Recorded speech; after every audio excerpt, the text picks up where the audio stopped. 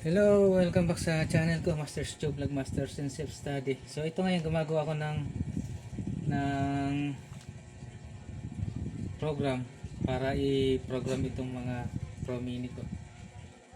Ito yung ESP32. Yan eh. Ito bali, ito yung pang flash ng ESP32.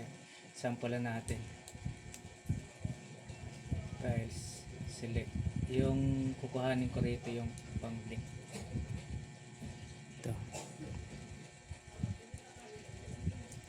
Check ko, IBR. Ito yung ipa-flash ko ngayon. Wala pa siyang blink. Start yung flash. Flash eh. Ayan. Kahit wala na ngayon ako doon sa computer, tatanggalin ko yung power ng computer. Wala na, disconnected na. Ito lang isasaksak ko mismo sa outlet. Yan, si stand alone na siya. Kaya iba ano ko lihat, sisili ko yung papalitan ko yung firmware na isa. Yan, ito yan ibaburn ko ngayon. Balik ko sa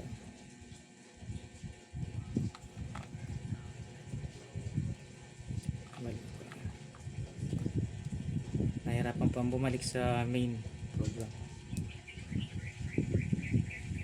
Yan ang isa sa problema nito. Set ko kunin ko muna yung files, yung blink lang ay yung on pala, itong basic CC. Yan, detect natin muna yung ayan, detected na. Flash ko ngayon, pa-flash ko.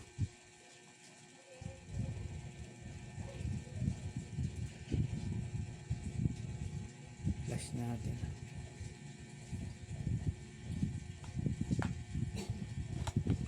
So ito yung connected dito.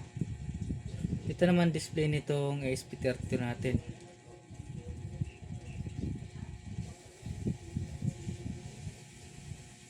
Ayan, gumana na. So hindi na siya nakakabit sa computer. Mismong firmware lang na naka-store dito. Pa-flash dito. So ang mag-aano kayo kung paano ko ginawa. Ito ay ginawa lang sa ChatGPT. Mahirap gawin to kaya sa chat. Gumamit ako ng ChatGPT para i-program ito. So yun nagawa ko. Papalitan natin ng firmware. Naka-ista, naka-ana. Papalitan ko. Titikulin natin. Palitan ko. Back. Kunin ko yung files. Select, blink. Yan yung .hexe na prinogram ko, yun ang linoad ko dito para i-flash dito. So meron pa siya mga problema ng konti, mabagal lang. No chips. Yan, detected na. Start. Flash natin. Ayan, flashing. Okay, ayun na. So, okay.